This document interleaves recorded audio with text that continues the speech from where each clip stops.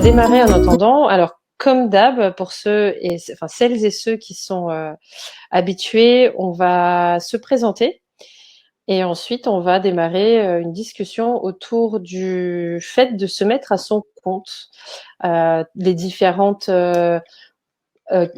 questionnements, introspection, les enjeux et puis euh, tout ce qui peut nous venir à l'esprit en fait quand on pense à ça. Également les modalités pratiques, mais ça sera moins axé là-dessus, euh, puisque je laisserai Caroline se présenter, mais elle est coach, elle n'est pas avocat qui assiste, et puis moi non plus. Mais bon, on aura probablement. Si vous avez des questions là-dessus, on aura quelques réponses, et puis surtout, bien évidemment, vous pouvez nous les envoyer maintenant, après, etc. Donc, comme d'hab également, n'hésitez surtout pas à marquer vos questions, commentaires, partages dans le chat. On va faire de notre mieux pour y répondre soit au fil du temps, soit à la fin. Donc, mais on prendra en compte tout ce que vous nous direz et demanderez. Donc, Caroline, pour changer un peu les habitudes, est-ce que je peux te laisser te présenter en quelques mots et ensuite j'enchaînerai et on commencera avec nos premières questions. Ok, Lilia. Merci. Alors, moi, effectivement, je suis coach. J'interviens essentiellement auprès de dirigeants et de managers sur tous les sujets classiques d'accompagnement. Je suis également médiateur, donc j'accompagne les situations de conflit au sein des équipes ou entre une entreprise et un prestataire, un partenaire. J'ai un passé, il est vrai, que j'essaye d'oublier, pour le coup de responsable juridique et responsable gouvernance et stratégie. Alors pourquoi j'essaye de l'oublier? Non pas parce qu'il était affreux, mais parce que moi je suis passée à autre chose et c'est vrai que quand je dis j'essaye de l'oublier, c'est parce que le webinaire d'aujourd'hui ne va pas avoir pour vocation de faire du conseil juridique, mais plutôt d'évoquer un sujet qui concerne à la fois un choix de vie qui est celui de se mettre en indépendant, ce qui est un choix que j'ai effectué il y a 7 ans, et qui aborde ce choix au travers de spécificités cognitives, au travers de la neurodiversité. Pourquoi c'est un sujet qui m'intéresse? À la fois parce que il est vrai qu'il me concerne personnellement, puisque je suis HPI, mère de 3 HPI, vivant dans une famille de HPI. Quand je dis HPI, je parle du haut potentiel intellectuel. Je m'intéresse également beaucoup au sujet de ce qu'on appelle le syndrome d'Asperger, qui a pas mal de similarités avec le HPI, mais en même temps, il y a des différences. Donc c'est pour ça que au cours de cet exposé, par moment, je ferai le distinguo et puis Lilia viendra ajouter sa touche personnelle parce qu'elle connaît particulièrement bien les deux sujets. Voilà. Top, je te remercie. Alors pour ma part, pour celles et ceux qui ne me connaissent pas, donc je m'appelle Lilia Rechetniak, j'ai cofondé il y a un peu plus de 3 ans une société qui s'appelle Ipipine, et dont le but et la mission c'est d'aider à faire le pont en fait entre le monde du travail et les personnes neuroatypiques, puisque nous sommes persuadés qu'il y a une richesse énorme, et pour nous ça va largement au-delà du concept de la richesse énorme. On essaie de le démontrer, de l'expliquer, de le prouver aussi, et d'aider à ce que ça se passe pour le mieux. Pourquoi j'ai fait ça? Parce que moi-même, j'ai été diagnostiquée, alors HPI, Asperger. On ne dit plus Asperger d'ailleurs, mais bon, on va pas se formaliser aujourd'hui. Euh, et hypersensible, mais ça, enfin, la plupart des personnes hypersensibles n'ont pas spécialement besoin de diagnostic pour ça, on le sait. Euh, et du coup, quand j'ai compris ça, j'étais déjà à mon compte pour autre chose, mais pour faire du coaching en fait. Mais j'ai compris que pour moi, ce qui aurait vraiment du sens, et presque la seule chose qui aurait du sens, c'est de m'adresser au monde de l'entreprise par rapport à ce public-là. Et pas uniquement les personnes autistes, pas uniquement les personnes HPI, pas uniquement les hypersensibles, mais vraiment toutes ces populations que les personnes cumulent une, deux, trois particularités, ou alors qu'ils n'en aient qu'une. peu importe. Mais en gros, c'est vraiment le sujet très, très en amont de chaque expression particulière des particularités, c'est qu'est-ce que ça pose comme problème à notre monde, à notre manager, à notre conjoint, à notre qui que ce soit, à nous-mêmes. Pourquoi ça pose autant de problèmes qu'on soit différent, qu'on fonctionne différemment. Et ça, c'est commun non seulement à toutes ces particularités-là, mais c'est commun à chaque être humain. Et c'est pour ça que ça me passionne, parce que je me rends compte que tout ce qu'on va faire pour la population neuroatypique, en fait, peut être étendu et fait pour absolument tout le monde. Donc voilà, ça c'est mon approche. Et pourquoi on a décidé d'aborder ce sujet avec Epipine, le sujet d'aujourd'hui, en fait, le fait de se mettre à son compte, tout simplement parce que, en toute transparence, il y a beaucoup de personnes qui viennent vers nous avec des demandes de les aider à trouver un emploi. Alors, on est tout juste en train de développer notre activité recrutement, donc elle n'est pas fonctionnelle. On n'est pas un cabinet au sens propre.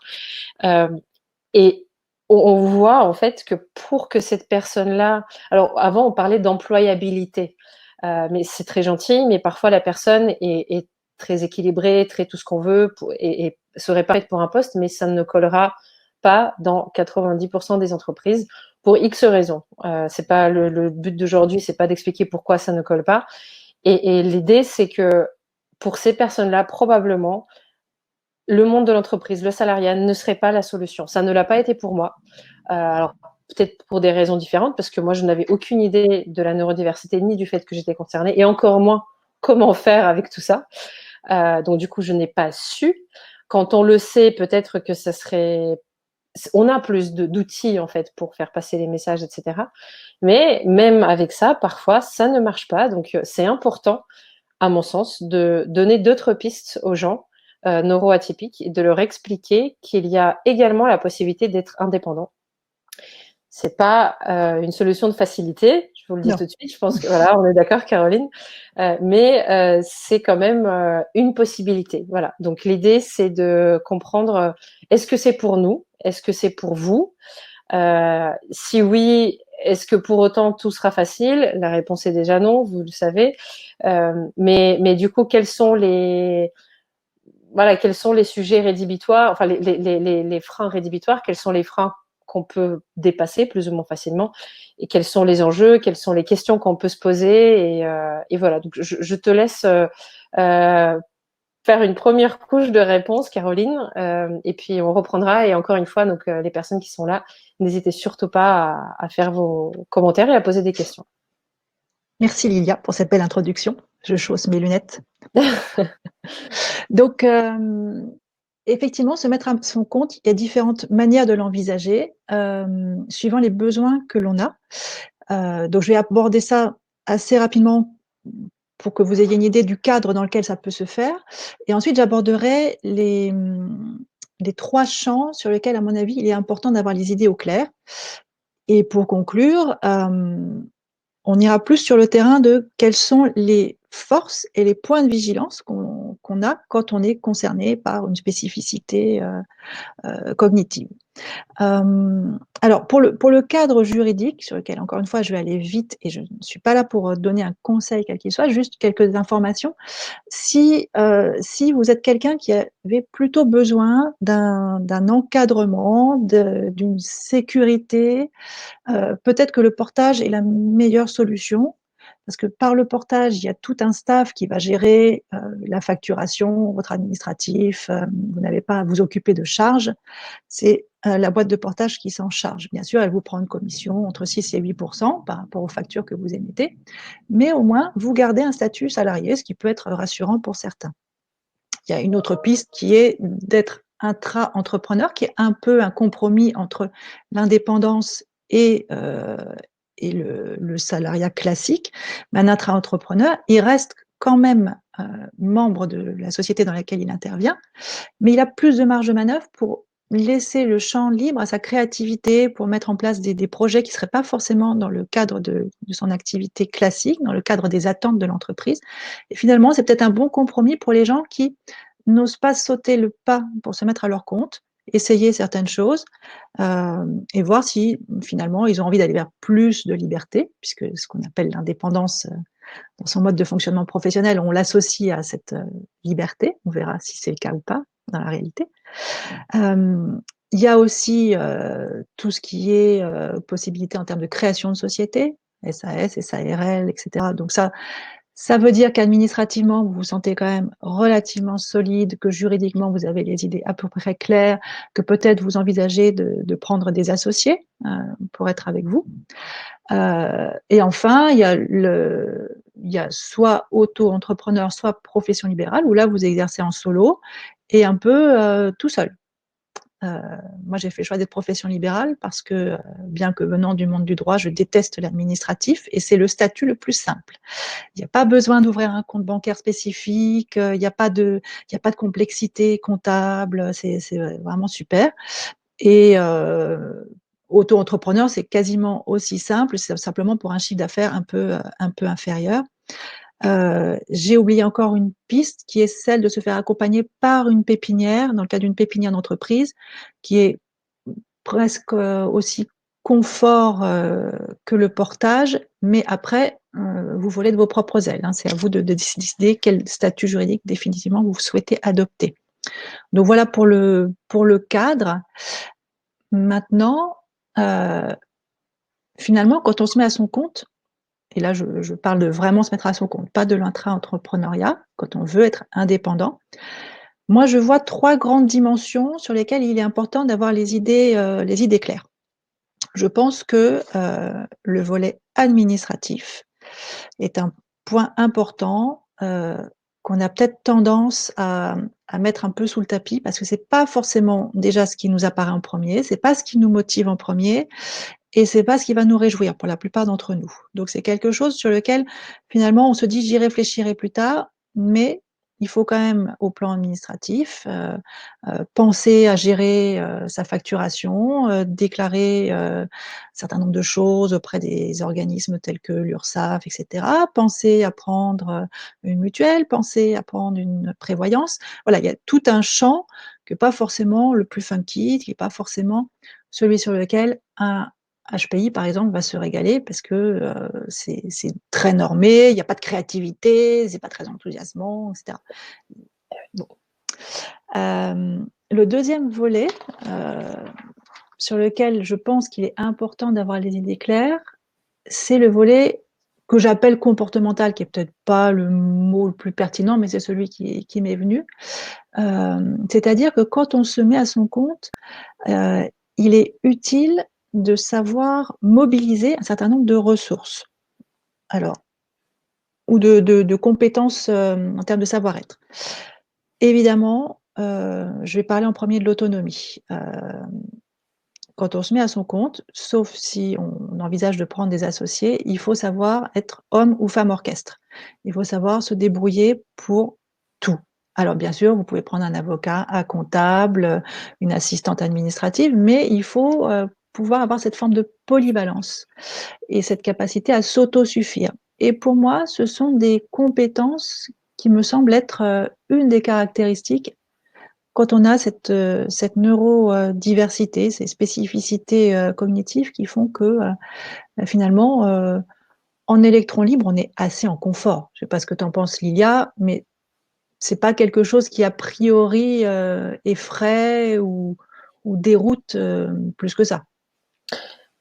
Alors non, ça enfin oui, effectivement, ça effraie moins et ça déroute moins, sauf pour les personnes qui savent très bien qu'elles ont besoin d'être entourées.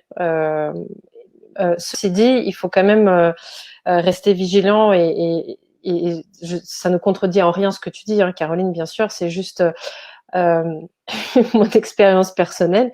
En étant électron libre, ça veut dire qu'on n'a que notre cerveau qui reste limité, aussi surdoué soit-on, et ça peut poser certains problèmes dans le développement de son entreprise. On y reviendra. Voilà, tout à fait. Même si on prend un avocat, un comptable, etc., etc. Oui, puis l'avocat, le comptable, il faut les driver aussi. Donc, il faut les driver aussi, tout à fait. Alors un autre point que j'avais envie d'aborder en termes de qualité comportementale, c'est la manière de gérer son énergie. Ah oui. Heu, Moi, je vais parler de ce que je connais le mieux, qui est le caractère HPI, si on peut parler de caractère HPI. Il y a un côté un peu explosif de l'énergie, surtout quand quelque chose est stimulant intellectuellement, qu'on a le cerveau qui fait pchit dans tous les sens, on a 10 000 idées à la seconde. Quand on crée son activité, c'est un bouillonnement, un foisonnement, c'est extraordinaire. Il n'empêche qu'à un moment donné, l'énergie, elle a aussi ses limites. On n'est pas des surhommes ni des surfemmes, on a besoin de temps de repos. Donc c'est important aussi de savoir, hem de bien connaître sa manière d'exploiter son énergie. C'est-à-dire qu'il y a des moments, on sait qu'on va être à fond, mais il faut aussi accepter qu'il y a des moments où on va être complètement down, où il ne se passera rien et ce sont des temps de récupération. En fait, c'est super, on est vraiment bien fait et qu'à un moment donné, paf, ça fuse dans tous les sens et à un moment donné, off, il se passera rien et il faut pas s'en vouloir, il faut pas culpabiliser, c'est normal. C'est des temps où on se réénergise même si on n'en est pas conscient. Donc simplement, il faut le savoir, c'est comme ça. Hem, je pense que cette capacité de travail, que l'on met au service de son projet personnel, on a su l'utiliser quand on a été salarié. Simplement, on a pu perdre les autres derrière nous, on a pu fatiguer même parfois les autres. Donc là, ça va être assez sympa de gérer soi-même cette capacité de travail et cette énergie que l'on a. Et cette capacité de travail, elle va être très nécessaire. Parce que, il va y avoir des moments où il va y avoir des pics d'activité et comme le disait Lilia, quand on est tout seul et ben, on a quand même qu'un cerveau et que 2 mains et qu'on a quand même besoin de dormir la nuit, donc il va falloir savoir gérer le tempo et ça, au final, mais c'est au fil du temps qu'on le comprend mieux parce qu'au tout début, encore une fois, on est tout feu, tout flamme et c'est avec le temps, avec les années qui passent qu'on apprend à mieux canaliser tout ça et à mieux le maîtriser. C'est souvent une histoire de maîtrise ou d'apprivoisement de ses capacités, tout ça. Mmh. Oui, alors je suis complètement d'accord et je me permets d'intervenir à ce moment maintenant parce qu'il y a aussi une question qui a été posée par, mademoiselle, madame ou monsieur unknown Plantier. Je ne sais pas quel est votre prénom, désolée. Et quand on a tendance à partir dans tous les sens. Alors, c'est pour moi ça fait une bonne transition avec ce que tu viens de dire, Caroline, parce que c'est une question de maîtrise, oui, et c'est aussi une question d'apprentissage. Ok, super, Laurence, enchantée. C'est aussi une question d'apprentissage. C'est comme tout, effectivement, comme tu disais, c'est tout feu, tout flamme au début, et puis au final, enfin, avec le temps, soit on s'épuise un petit peu, ou alors on prend les habitudes, on commence à ronronner un peu, Mmh.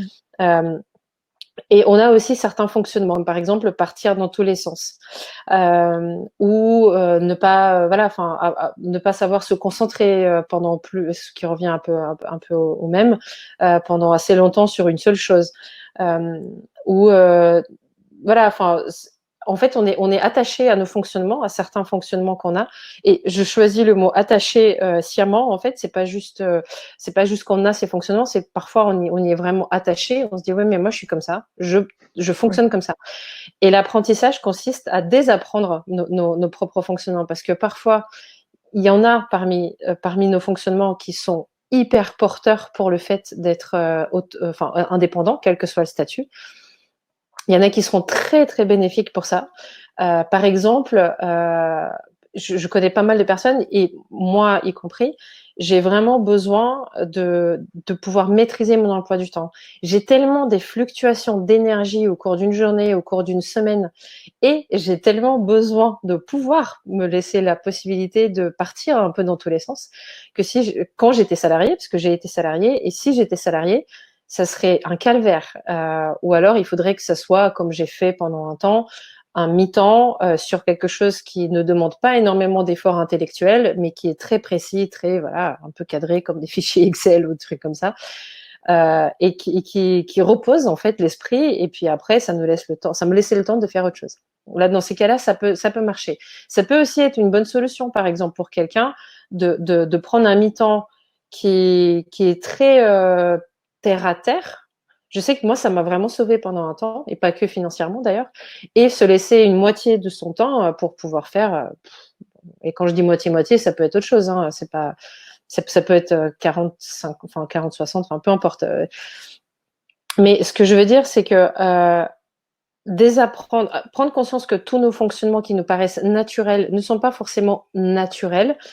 Pour moi, partir dans tous les sens, c'est pas ça le fonctionnement naturel. C'est quelque chose qui est venu se rajouter par-dessus un fonctionnement naturel, probablement différent pour chacun de nous. Mais par exemple, pour moi, ce que j'ai compris, en grande partie pendant le confinement, je vais pas vous le cacher, si j'ai la possibilité d'être en train de faire quelque chose avec mes mains, par exemple la cuisine ou quelque chose, travailler dans le jardin, ou pendant que je discute en audio avec quelqu'un, les fameux Skype là, ou les Zooms qui ont fleuri pendant le confinement, bah, je vais être 10 000 fois plus concentrée que si je suis juste à mon bureau en train d'essayer d'écouter. Donc, ça me permet de ne pas partir dans tous les sens. Euh, si je suis, même pendant les conversations importantes, j'ai quand même, mon cerveau, il trouve quand même le moyen d'être complètement déconnecté. Et bon, voilà, donc du coup, ça m'aide. Donc, il y a des astuces à trouver, il y a du désapprentissage de nos fonctionnements à faire, et il y a de l'apprentissage de nouveaux fonctionnements, parce que si on est indépendant, ça veut dire que notre salaire ne dépend que de nous, en fait. Et du coup, on ne peut pas se permettre certains fonctionnements qui sont confortables des fois. Ouais. Voilà. C'est vrai que c'est important ce que tu dis sur plusieurs choses. Je vais juste rebondir sur la notion de confortable. Euh, Parfois, on se dit qu'en se mettant à son compte, on va aller vers quelque chose de plus confortable. Et c'est vrai, on va aller vers quelque chose qui nous correspond mieux, sans doute même un projet de vie, parce que parfois l'activité professionnelle et notre vie sont presque intimement liées. Et ok, ça c'est confortable d'aller vers ça, mais en même temps ça va générer d'autres inconforts parce que voilà, il y a l'angoisse de est-ce que je vais arriver à vivre de mon activité, il y a le fait de parfois devoir travailler le week-end. Alors certains salariés le font aussi, je sais. Il y a un certain nombre de voilà, il y a aucune situation idéale, donc il faut juste savoir que on va vers quelque chose qui nous correspond mieux et que c'est ça qui va nous aider à tenir le coup dans les moments difficiles. Et par rapport au côté partir dans tous les sens, alors moi je me reconnais dans ce que tu dis, Lilia. J'ai besoin aussi de faire deux choses en même temps, une chose matérielle tout en réfléchissant. C'est un point tel que ma fille m'a offert un livre de coloriage parce qu'elle avait observé que chaque Excellent. conversation téléphonique, je gribouillais, je dessinais, je coloriais. Donc elle m'a Excellent. même offert ce livre de coloriage et c'est super parce que Ah, c'est une bonne idée, ça, tiens. voilà, moi ça m'aide. Et effectivement, à chacun de trouver son astuce. Et partir dans tous les sens, c'est peut-être aussi, si on souhaite vraiment apprivoiser ça, on peut vouloir garder ça, parce qu'on considère que, par exemple, si on se met à son compte en tant qu'artiste, ben, bouillonner, foisonner, c'est le mode de fonctionnement qui nous convient. Mais si on veut essayer d'apprivoiser ça, ça peut être aussi à inscrire dans son emploi du temps, tout Ouais. simplement. Se dire, ben moi, tous les lundis après-midi, je les garde pour laisser mon esprit libre, divaguer, créer, produire des idées. Alors maintenant, c'est peut-être un peu trop rigoureux pour certains de mettre ça dans son emploi du temps. C'est une astuce que je propose. Parce que mentalement, on se dit qu'on aura cette fenêtre de liberté, ce moment pour partir dans tous les sens. Et si c'est vraiment très difficile, parfois ça peut être aussi une question de trouble de l'attention qu'on n'a pas détecté. Et puis, bah, il y a des exercices de remédiation cognitive qui peuvent aider à faire focus quand il y a besoin. Mais il faut aussi savoir que on a tous des capacités de concentration hyper variables et que là encore, connaître ses capacités, c'est déjà faire un pas en avant vers une meilleure maîtrise de son mode de fonctionnement. Tout à fait. Et il y a aussi une question de rythme auquel on s'autorise à aller. Euh, ça peut aussi répondre au moins en partie à cette tendance à partir dans tous les sens. Euh, En fait, un jour, un coach m'a dit, mais en fait, Lilia, tu vas pas assez vite. Euh, et c'était pas enfin, moi, je n'allais pas assez vite. En fait, il me disait que dans mes actions, je me forçais à aller moins vite que ce que mon cerveau est capable de faire. Mmh. Sur cette tâche donnée, ça veut pas dire qu'il est surpuissant sur tout, mais sur ça, en l'occurrence, le truc qui m'observait en train de faire. Et effectivement, en fait, parfois, on doute tellement de soi que on ne se rend pas compte en fait que l'action qu'on vient de faire ou l'idée qu'on vient d'avoir ou la réponse qu'on vient de trouver, en fait, c'est la bonne. On peut passer à autre chose, même quitte à y revenir plus tard. Hein, c'est pour le revoir parce que bien sûr, un doute sain est toujours sain. Donc, il n'y a pas de souci. Mais s'autoriser à passer à une tâche, à la tâche suivante, quand on a eu ce premier élan de réponse ou d'action.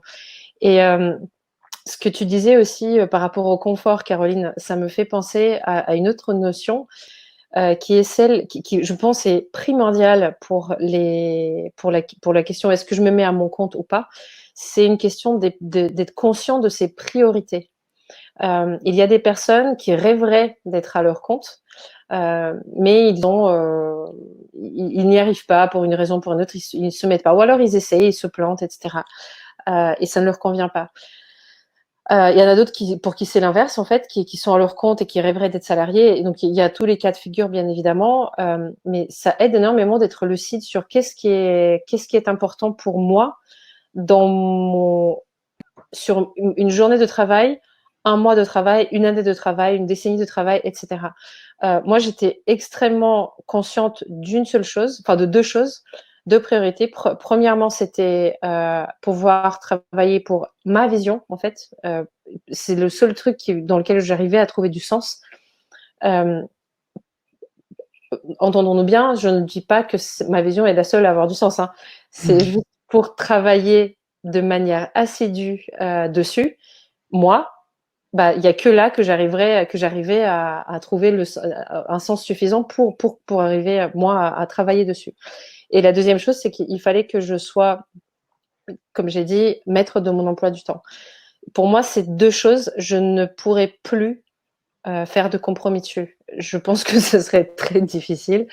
C'est beaucoup plus important pour moi qu'un salaire confortable à la fin du mois. J'ai vécu des années avec des revenus microscopiques par choix.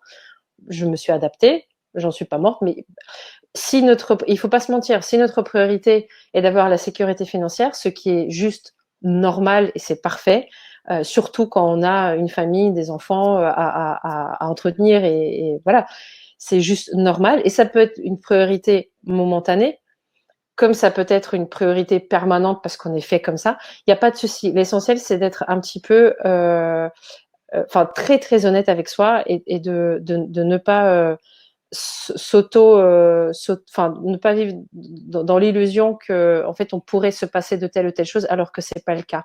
Je pense que quand on fait le pas de démissionner d'un poste stable pour se mettre à son compte, c'est super important d'être clair avec au moins avec ses priorités. Tout à fait. C'est super, tu me fais des transitions magnifiques parce que je voulais aborder aussi la question de la lucidité et puis quand on abordera la question des finalement les ressources et les points de vigilance, je reviendrai sur la question des valeurs et du sens et enfin de tout ce qu'on met dans son projet professionnel. La lucidité, je pense que c'est une des caractéristiques, à la fois, quand on est HPI et quand on est ASPI, je pense aussi probablement. Cette capacité à voir les choses, en quelque sorte défiltrées, par rapport aux autres personnes, qui parfois peut nous jouer des tours, hein, parce que ça peut nous amener à être un peu comme le petit garçon dans le conte qui dit le roi est nu. Et bon, donc ça peut avoir certains inconvénients, mais généralement c'est plutôt chouette d'être dans la lucidité. Et cette lucidité, elle va être un vrai atout pour pour ne pas se voiler la face quand on rencontre des difficultés notamment, et pour savoir que voilà, le chemin de l'indépendance n'est pas pavé, c'est pas de la moquette, hein, c'est plutôt Paris-Roubaix, c'est chaotique. Parfois il pleut, il y a du brouillard. Je parle vélo en fait pour ceux qui Paris-Roubaix, c'est une course de vélo, pardon. Merci pour la précision. Donc cette lucidité, elle va être aussi un atout à mobiliser et c'est un atout qu'il va falloir rendre très, très présent quand on va établir un plan, alors, je ne sais pas si on peut parler après de benchmark, la manière dont on construit, dont on structure son activité, plan d'activité, etc. Mais suivant le métier qu'on veut exercer, ça peut être vraiment utile de se dire je m'oblige à prévoir un minimum les choses et pas être dans le je vis au jour le jour, je verrai bien, cuit les petits oiseaux. Parce que un des côtés moins aidants des profils dont on parle aujourd'hui, c'est aussi la naïveté et le fait que le moteur souvent que l'argent n'est souvent pas un moteur. Et quand on se met à son compte avec l'enthousiasme, la joie de faire quelque chose qui fait sens et qui correspond à nos valeurs, on se dit ah je vais enfin faire quelque chose qui est moi, qui me correspond. On a tendance à occulter à la fois, comme je disais, l'aspect administratif, matériel un peu casse-pied pour certains, et l'aspect, mais on fait ça aussi pour gagner de l'argent. Et, et moi, j'ai été confrontée à ça, effectivement, au début, être tellement heureuse, tellement, je planais, quoi. Et je planais tellement qu'à un moment donné, bah, j'oubliais d'envoyer mes factures aux clients. Alors, il y en a pour qui c'est une difficulté presque morale de facturer leur activité. Moi, c'était pas moral. Je trouvais assez normal de réclamer une somme pour laquelle j'avais donné de l'énergie, du temps, etc. Mais c'est plus parce que ça, il faut faire la facture, puis il faut l'envoyer. C'est rien, mais il y a quelque chose qui nous concerne tous. Alors là, je pense que c'est la population tout entière, hein, qu'on soit dans la neurodiversité ou pas, c'est la procrastination. Ouais, ouais. Voilà, donc on procrastine pourquoi? Pour les choses sur lesquelles on est le moins en confort, le moins fluide, qui nous enthousiasment peu. Donc, pour les gens qui sont comme moi, qui se reconnaissent dans mes propos, de dire: «Oh là là, il va falloir faire une facture», et ben attention parce que ça va être là-dessus qu'on va procrastiner et encore une fois, si notre moteur n'est pas l'argent, on en a quand même un minimum besoin pour vivre, sauf pour les personnes qui ont la chance d'être rentières par ailleurs. Je ne sais pas s'il y en a beaucoup, ça doit exister. J'en fréquente peu personnellement, mais voilà, à un moment donné, il faut que les sous rentrent. Donc il faut aussi savoir relancer les clients et cetera. Donc intégrer ça quand on va se mettre à son compte, de se dire: «À un moment donné, j'aurai peut-être à être un peu désagréable avec un client, j'aurai peut-être à lui dire: "Bah, écoutez, je vous envoie ma société de recouvrement"». Et oui, il y a ça aussi. Et quand on est C'est quelqu'un qui est plutôt dans la confiance, bah, parfois on voit pas ça venir. et c'est aussi en même temps, du coup, un énorme,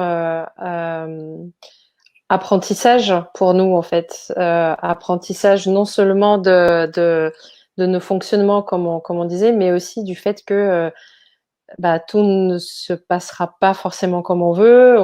Et oui, Bah, voilà. malheureusement. On peut avoir des. En fait, les plus grosses, je pense que tous les maîtres spirituels et tous les psychologues du monde ont étudié ça. Les plus grosses déceptions viennent quand en fait qu'on s'attendait à quelque chose et que nos attentes ont été déçues. Parce que la réalité ne correspond pas forcément à nos attentes. Tiens, Anthony qui dit je me sens moins seule du coup. Yes, Super. Alors, très bien. je connais Anthony, big up. Pareil. En fait, sur cette histoire de facture, peut-être que c'est très peut-être que c'est très autiste comme fonctionnement, mais peut-être pas. Je ne sais pas. Pour moi, faire de la compta, des factures, des petits trucs, c'est comme un sas de décompression parfois. Quand je n'arrive pas à me mettre sur une autre tâche qui est intéressante pourtant, qui est vraiment dans la création, et que je mouline, je sens que je suis pas dans l'énergie et que j'arrive pas à me mettre dans l'énergie, surtout dans le contexte, pour moi, d'un moment d'une journée de travail, parce que voilà, c'est ça aussi, c'est probablement très autiste, elle commence à 9h, elle se termine à 18h. Voilà. Ça veut pas dire que je commence pas plus tôt ou que je termine pas plus tard, mais c'est juste entre ces horaires-là, je me mets la pression, il faut que tu sois en train de bosser. Et du coup, dans le il faut que tu sois en train de bosser, et ça aussi, hein, je pense pas que ça soit psychologiquement le schéma idéal que de se dire ça. Parce que comme tu disais, on a des fluctuations. Il y a des fois, pendant ce temps-là, il ne faut pas être en train de bosser. Euh, mais si je suis dans cet état d'esprit-là, quitte à y être, je me dis, OK, il y a des trucs que tu dois faire, des factures, la mise à jour d'un fichier Excel pour la tenue de la compta, j'en sais rien. Sachant qu'on a quand même un cabinet d'experts comptables, ça aide, chacun son métier. Mais il y a une partie que je prépare, que je fais, et ça m'aide en fait. C'est tellement pragmatique comme tâche que bah, typiquement, c'est pas la première à laquelle je pense quand je me dis, quand on me demande qu'est-ce que tu déléguerais si tu pouvais. Je dis, ouais, bien sûr, in fine, j'aimerais bien déléguer tout ça et ne faire que des webinaires et des conférences, hein, enfin, et d'écriture, ça me plairait. Mais en attendant, c'est pas le truc qui me, en fait, ça aide. Des fois, ça aide. Donc, je pense qu'il y a certaines personnes qui peuvent trouver aussi ce genre de tâches, et ça correspond d'ailleurs assez bien à ce mi-temps que j'avais, dont je parlais, qui était vraiment pas intellectuellement stimulant, mais du coup pas intellectuellement prenant, et qui m'aidait bien à faire le reste. Et parfois, entre guillemets, perdant du temps, ben, on finit par gagner du temps, Oui. parce que c'est pas une perte de temps, c'est une utilisation différente du temps. Et il y avait aussi donc Laurence qui a dit deux choses qui me paraissent intéressantes. Elle dit, c'est une question de motivation obligatoire qui part de l'intérieur. Mm. Merci. Le sujet il y a un bouquin de Simon Sinek qui s'appelle Start with Why, ou Commencer avec le pourquoi, que je trouve fabuleux parce qu'il résume vachement bien cette motivation viscérale qui nous pousse à créer des choses et qui fait que ces choses-là trouvent leur écho. Et c'est ça à mon sens, c'est la seule chose qui peut maintenir une motivation suffisamment longtemps pour vraiment construire quelque chose, persévérer, faire face aux difficultés, etc. C'est comme l'amour et la confiance dans une relation. Voilà, pour moi, c'est euh, si on a cette chose, on va persévérer, on va faire. Euh, c'est pas tout ce dont on a besoin pour que l'entreprise marche, mais c'est, à mon sens, à moins qu'on soit juste un businessman pur, mais du coup, notre motivation intrinsèque, peut-être que c'est le fait de faire marcher l'entreprise. Mm. Et ça revient au même, finalement. Donc voilà. Mais effectivement, c'est une très bonne remarque. Merci. Ah bah, Frédéric connaît le bouquin de Simon Sinek et c'est vrai il est top. Laurence a dit aussi, oui, mais quand on est le sujet, c'est des fois plus compliqué. Et je pense que vous l'avez dit quand Caroline, tu mentionnais la lucidité dont on fait preuve parfois. Et c'est exactement ce que je voulais dire, c'est qu'il y a des sujets sur lesquels on manque de lucidité, mais d'une Ah oui, manière oui. catastrophique quand ça nous concerne. Oui. Et là, c'est important aussi d'avoir des gens de confiance, et d'autant plus quand on est dans l'entreprise, justement, quand on est son propre patron, etc. Avoir des gens de confiance sur qui on peut compter, qui vont nous dire si on s'égare, qui vont nous remettre sur le droit chemin, et qui vont faire certains trucs que nous, on ne sait pas faire, bien évidemment. Et, oui, on manque de cette lucidité-là, je suis d'accord. Alors je vais rebondir sur deux choses, à la fois sur la motivation. La motivation, on peut se dire que quand on choisit de se mettre à son compte avec un projet qui nous enthousiasme, on va l'avoir. C'est faux, on l'a par moment, enfin la plupart du temps, mais il y a des moments où on l'a plus, il y a des moments de down, il y a des moments, c'est pas seulement une baisse d'énergie, c'est une baisse de morale. Et alors je sais pas pour quand on est ASPI, mais quand on est HPI, on peut être hyper cyclotimique, c'est-à-dire qu'il y a des moments où on va être hyper enthousiaste, il y a des moments sans savoir pourquoi, sans que le contexte extérieur ait changé, on va plus avoir la niaque, on va plus avoir envie, on se dit mais à quoi bon tout ça, tant d'énergie, tant de temps passé, parfois tant de souffrance aussi, mais pourquoi? Et puis de toute façon, je sais plus rien faire, je sais rien faire. Puis il y en a 10 000 qui sont bien meilleurs que moi. Ouais, c'est ça. Donc voilà, il va y avoir des moments de down. Mais c'est un peu comme les moments de baisse d'énergie. C'est des moments. La seule solution, c'est, à mon sens, mais après chacun son vécu. Et je serais contente si d'autres ont d'autres vécus parce que ça pourra me servir aussi. Moi, je me dis juste maintenant. Alors avant de me connaître, je vivais ça très très mal. Maintenant, je me dis juste, c'est OK, ça va passer. Je sais que j'ai besoin d'aller au fond de la piscine pour ensuite remonter et être à nouveau à fond. Donc, je me laisse un peu couler. Voilà, c'est pas forcément très agréable pour l'entourage, mais mon entourage familial me connaît, donc accepte ça. Puis ils sont un peu pareils. Donc, le truc, c'est qu'on n'est pas forcément au même niveau de la piscine suivant les jours. Mais voilà, à un moment donné, c'est pas grave, on va avoir des moments comme ça où on n'y arrivera pas et c'est pas grave. C'est des moments où c'est un peu comme les moments où on se réénergie, c'est des moments où il y a des choses qui se passent en nous, mais on n'en est pas forcément conscient. C'est un peu comme, des graines qui vont germer pendant l'hiver, on voit rien, il se passe rien extérieurement et tout d'un coup au printemps, ça va être l'explosion. Mais combien de temps de préparation, heu, avant qu'on voit ce qui est beau? Ben, c'est pareil pour notre motivation. Il y a des moments où ça va être, à fond et il y a des moments où ça va pas être là. Hem, merci Élise. Il y a autre chose sur lequel je voulais rebondir. Oui, ce que tu disais, Lilia, par rapport au fait de s'entourer de gens. Effectivement, on peut être indépendant, on peut ne pas être en société avec des associés, mais on peut travailler en réseau Oui, et tout à et réseau formel ou informel, on peut, s'inscrire dans un réseau existant. On peut créer son propre réseau de gens qui font un peu le même job que nous ou en tout cas qui ont des activités qui peuvent nous aider ou avec lesquelles on peut co-construire une offre, par exemple. Donc ça, c'est toujours, intéressant de pouvoir, créer cette, voilà, c'est cette bulle de gens qui seront des gens ressources, des gens qui, comme tu le disais, vont pouvoir, nous secouer un peu quand on divague, nous remonter le moral quand on l'a plus, c'est vraiment super. Et ça fait partie pour moi des compétences qui sont intéressantes, à déployer et pour lesquelles on a des ressources, c'est, cette capacité à créer du lien, qui est peut-être un peu moins innée, pour les ASPI que pour les HPI et encore il y a des HPI pour qui c'est difficile aussi. Il y a des Mais aspects pour qui c'est moins difficile aussi. ouais, Parce j'imagine que bien. ouais, il y Ouais, a un ouais. spectre, ouais, Donc c'est quand je dis capacité à créer du lien, c'est pas l'inverse de faire l'ermite, hein, c'est vraiment entretenir de manière active un réseau. C'est-à-dire, à un moment donné, tu faisais allusion, Lilia, au fait de au sentiment qu'on peut avoir parfois de perdre du temps et ce qui est juste parfois insupportable, en tout cas pour moi. Je ne supportais pas, ça me rendait dingue avant. J'ai ouais. progressé, aller faire des déjeuners avec des prospects qui finalement, ne passeront aucune commande à la fin, passer des coups de fil à des clients en disant juste, «Comment ça va? Comment ça se passe dans votre entreprise?» et cetera. Et puis après, rien non plus.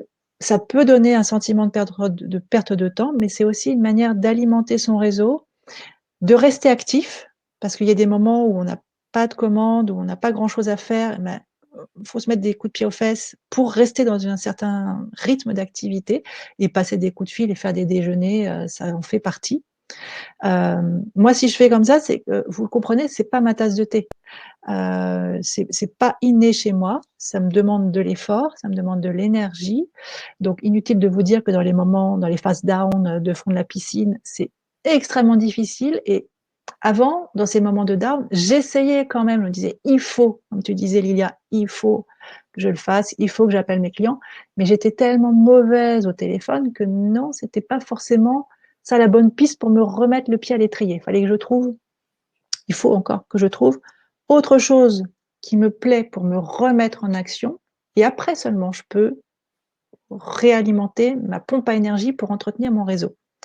Mais voilà, tout ça pour dire que ce réseau, c'est à la fois un réseau ressources de personnes partenaires ou prestataires comme un comptable effectivement, ou aussi le réseau, commercial des gens qu'on va contacter parce que peut-être, un jour, ils vont se dire qu'on est les meilleurs du monde dans notre offre et que ce serait intéressant de travailler avec nous. Il y a aussi, je pense, un aspect qui est super important et c'est ce que tu as dit là à l'instant qui me fait penser. On en a parlé avec toi en préparant le webinaire. Euh, je vais prendre en exemple une très bonne amie à moi qui s'est mise à son compte récemment, il y a 1 an, je crois. Et donc dans les méthodes, bon, c'est une franchise, donc on leur a enseigné pas mal de choses. On leur a dit voilà, il faut faire de la prospection téléphonique, il faut faire du porte-à-porte, il faut faire voilà tout un tas de trucs. Et pendant des mois, à chaque fois que j'avais au téléphone, elle était mal parce que elle disait oui mais moi le porte-à-porte j'y arrive pas, la prospection téléphonique j'y arrive pas, etc., etc. Et du coup on nous dit qu'il faut absolument faire certaines choses d'une certaine manière, mais ce sera pas forcément vrai pour nous parce qu'aujourd'hui, Mmh. un an ou je pense plus, quasiment 2 ans, peut-être 1 an et demi plus tard, elle a trouvé sa façon de faire et ça lui rapporte énormément plus de clients que si elle était restée des heures à Mmh. se forcer à faire la prospection téléphonique. Donc, une astuce que moi j'ai trouvée pour moi, c'est quand on me dit il faut que tu fasses ça, en fait, j'essaie de creuser quel est l'objectif final, C'est qui ça. est finalement un bon exercice de coaching, n'est-ce pas, Caroline? Je me rappelle de ma formation. Quel est l'objectif final après lequel il n'y a plus voilà, c'est la dernière couche quoi de l'oignon. Euh, si j'ai compris quel est l'objectif final et si je suis capable de trouver ma propre façon de faire pour l'atteindre, c'est bon. Ce ne sera pas de la prospection téléphonique. Pour elle, ça a été notamment d'utiliser les réseaux qu'il y avait dans la région où elle se trouve, son réseau de ses anciens employeurs, etc., etc. Elle a trouvé plein de trucs. Voilà, aujourd'hui, malgré le confinement, elle va faire son meilleur mois depuis la création de l'entreprise. Ce sera le mois de mai. En termes de chiffre d'affaires, je l'admire. Pour le coup, elle Mmh. a été persévérante comme pas deux. Et, euh, et c'est fabuleux parce que elle a quelque part, il faut du courage pour dire, bah en fait, non, je vais pas, je vais suivre le conseil pour atteindre cet objectif, mais je vais pas suivre le conseil sur comment l'atteindre. Et c'est un risque bien sûr parce que bah, quelque part, on va défricher un terrain inconnu, mais c'est aussi, quelque part, c'est probablement pas la seule chose, mais c'est la meilleure chose qui sera aussi, qui nous prendra aussi le moins d'énergie et qui probablement nous en donnera aussi, euh, et qui nous rapportera des clients. Et c'est une des meilleures façons de réussir, c'est de trouver notre façon de faire. Je trouve que c'est très responsabilisant aussi parce que autant on peut bien sûr trouver toujours quelqu'un à blâmer, notre employeur, le gouvernement, Mmh. un client, un prestataire, un fournisseur, enfin que sais-je. Mais c'est indispensable quand on est à son compte de prendre un peu plus ses responsabilités et de d'analyser aussi ses propres erreurs. Ou Oui. pas, enfin pour moi erreur c'est pas péjoratif. Je sais Non, que non, pour beaucoup non. de Mmh. gens ça l'est encore, mais c'est un truc qu'on a fait et qui a moins bien marché que ce qu'on voulait, c'est tout. Oui, c'est ça. Voilà, donc c'est de ne pas avoir peur d'analyser ce qu'on a fait, ce qui a marché, ce qui n'a pas marché, parce que c'est nous en fait, on est différents. Et de ne pas, si ça n'a pas marché, de ne pas dire ok, euh, celui qui m'a donné ce conseil, bah c'est de sa faute parce que ça n'a pas marché pour moi.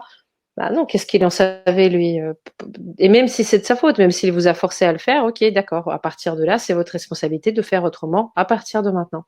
Et je trouve que c'est erreur apprentissage. Oui, exactement, Frédéric, Exactement. tout Mmh. à fait. Et ils ont cette mentalité-là beaucoup plus aux États-Unis. Ils l'ont beaucoup moins, enfin, on l'a beaucoup moins en France, malheureusement. Mais effectivement, c'est très important de trouver sa manière de faire du business.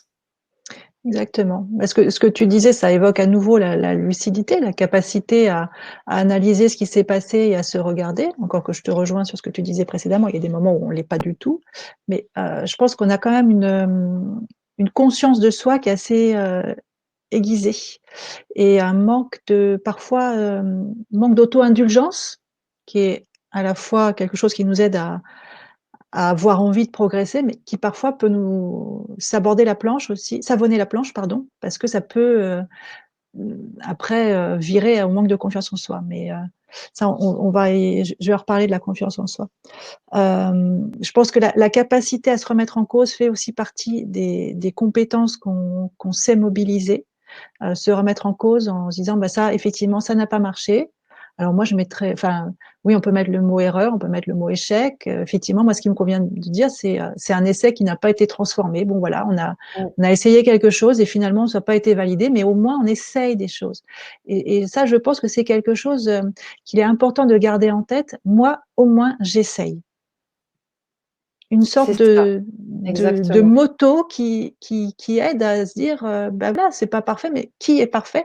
Et d'abord, qu'est-ce que c'est que la perfection? C'est une chimère, personne ne l'atteint jamais, faut pas la chercher la perfection, faut juste se dire: «Mais moi j'essaye des choses, j'expérimente». Et expérimenter, c'est une des choses qu'on aime faire quand on a nos profils. Hem, je pense que, un dernier point que je voulais évoquer dans nos compétences comportementales, c'est la résilience. Alors Ah oui. Aliénor n'est pas là, ça la ferait rire, mais moi je pense qu'on on a quand même cette force énorme en nous, on a un côté phénix de pouvoir renaître de nos cendres, tant pis, on tombera 20 fois, on se relèvera 21 ou 100 fois et on se relèvera 200 parce qu'on a une énergie vitale qui nous pousse, on a une curiosité, on a, une je pense une manière de regarder le monde qui fait que il y a tellement de possibilités, tellement de choses merveilleuses qui peuvent se passer que: «Allez, j'essaye encore une fois» et ça, je trouve ça magique et je pense que c'est une des ressources qu'il est important de conscientiser et de mobiliser dans les moments justement où on est down, pour se dire: «Allez, encore une fois, allez, je joue au phénix et je vais à nouveau déployer des plumes magnifiques et colorées après avoir, été un tas de cendres». Donc ça, je pense que c'est vraiment, aidant. Je j'ai juste, fermé provisoirement cette partie sur nos capacités comportementales parce que j'y reviendrai quand j'aborderai nos atouts et nos points de fragilité. Le dernier point dans les 3 champs, si vous vous rappelez, l'administratif, le comportemental, le dernier point, c'était l'expertise. Ça, l'expertise, c'est le sujet sur lequel j'ai le «moi» à dire parce que c'est vous qui connaissez votre expertise. Mais il n'empêche qu'il faut avoir les idées claires sur l'expertise qu'on a envie d'offrir. Ça veut dire que, à un moment donné, il faut faire un point sérieux et pour le coup avoir, envie de se poser 2 minutes, un peu plus même, pour réfléchir en profondeur et en conscience à ce qu'on a envie d'offrir aux gens. Et je dis bien offrir et pas vendre. C'est complètement différent dans la tête et ça aide justement à la démarche commerciale. Qu'est-ce que j'ai envie d'offrir? Qu'est-ce que je qu'est-ce qui me fait vibrer et qui pourrait aussi faire vibrer l'autre? Qu'est-ce que je pourrais, apporter au marché, qui peut-être existe déjà, mais moi je vais le faire avec ma touche personnelle. Et qu'est-ce que c'est ma touche personnelle? Et c'est là peut-être que le travail personnel est le plus compliqué, mais le plus aidant pour réussir. C'est qu'on a tous une touche personnelle à offrir. À vous de creuser dans la malle au trésor pour savoir quelle est la vôtre. Et Alors quand je dis d'ailleurs, ça, je vous laisse un peu comme ça, mais oui, tu nous laisses un petit peu, ce que je voulais dire, c'est que cette touche, souvent, on la trouve dans nos plus grosses difficultés. oui, très Les juste. choses qu'on a le plus de mal à faire, à comprendre, à accomplir, qui nous pas juste qu'on a le plus de mal à faire, parce que personnellement, j'ai énormément de mal à dessiner, un visage humain, mais ça me fait rien, je m'en fous complètement, en fait. Mais quelque chose que j'ai du mal à faire et qui me cause de la souffrance, en fait, parce que je n'arrive pas à le faire, là oui, là j'ai un truc à apprendre et j'ai un truc à comprendre et j'ai très probablement quelque chose à transmettre grâce à ça, parce que c'est une expérience que j'aurais vécue de l'intérieur et donc je saurais mieux que quiconque ce que ça fait que de passer par là et même si pour chaque personne ça sera différent, bah, je pourrais le transmettre avec mes tripes et pour moi ça rejoint aussi le pourquoi de Simon Mmh. Sinek. Et ça rejoint. C'est les messages les plus forts qu'on voit un peu partout en fait. Dès qu'il y a un message qui nous touche vraiment, c'est que la personne a vraiment vécu la chose et elle en a appris quelque chose. Et il y a Miro Mongeorgine qui est une très très bonne amie qui dit Mandela qui disait je ne perds jamais, soit je gagne, soit j'apprends. Et tout Mmh. à fait. Euh, Fait vaut mieux que parfait. Non, mieux, hop, mieux. Alors, il y a le mieux qui est l'ennemi du bien. Fait, ah oui, quelque chose qui est fait vaut mieux que quelque chose qui est parfait. Oui, complètement. Mmh. Qui est parfait, mais qui n'a jamais vu le jour. Effectivement, tout à fait. Merci Frédéric pour le TEDx de Simon Sinek pour le lien.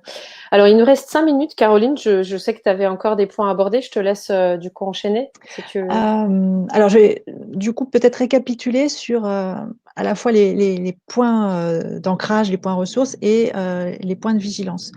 Moi, les points de vigilance que je vois, c'est le rapport à l'argent. Donc ça, je le rappelle, c'est pas forcément un moteur, mais à un moment donné, il faut l'intégrer dans sa manière de fonctionner.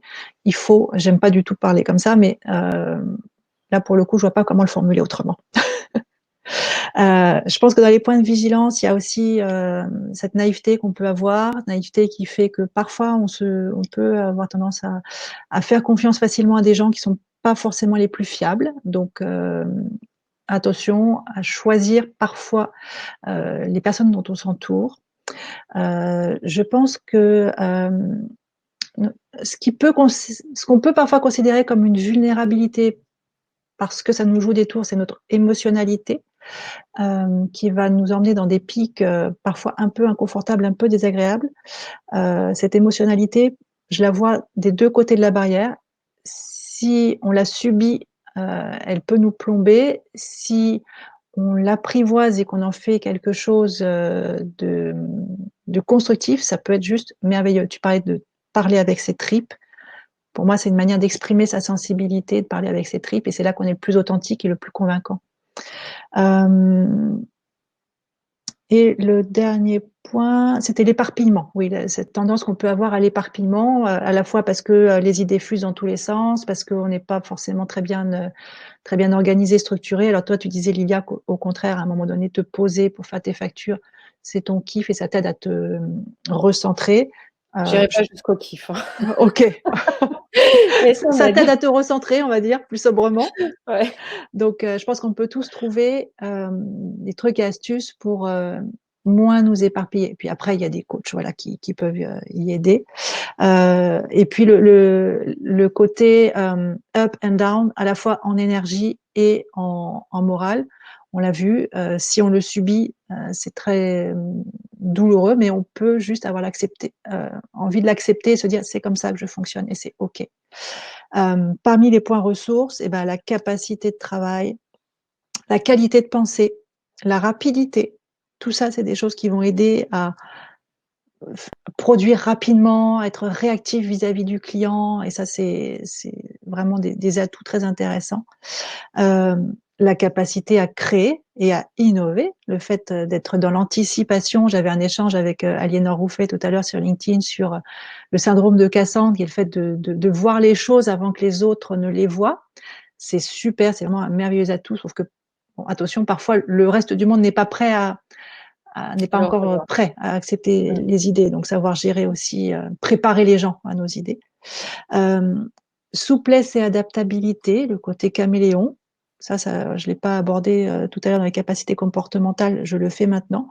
Le fait qu'à un moment donné, on a cette possibilité d'agir en félin, à observer, à voilà, avoir cette souplesse de se dire, bah voilà, tel client, lui, je sais, j'ai observé, c'est comme ça qu'il fonctionne. Tel autre, ça va être plus difficile pour lui de tenir ce langage-là. Donc, savoir adapter son langage, son offre, etc.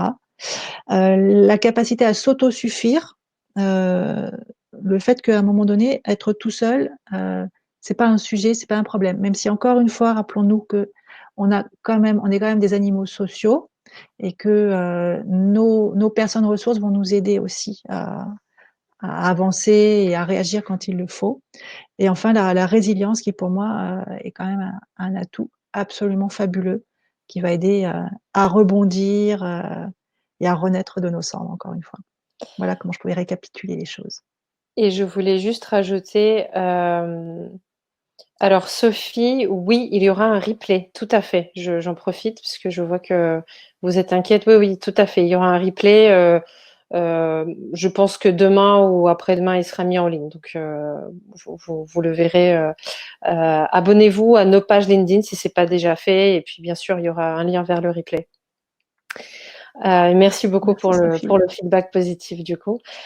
Une chose que je voulais rajouter pour clore aussi, il y a des moments où on est down et ça peut être une fluctuation naturelle de notre énergie, auquel cas, bien évidemment, il faut respecter, il faut laisser son esprit se reposer. Et il y a d'autres moments, en fait, on est down pour d'autres raisons. Parce que, voilà, un truc de famille, une catastrophe, Oui. enfin, j'en sais rien, en fait. Euh, il y a dans ces moments-là des choses, idéalement, dans notre activité qu'on a créée ou qu'on s'apprête à créer, il y a des choses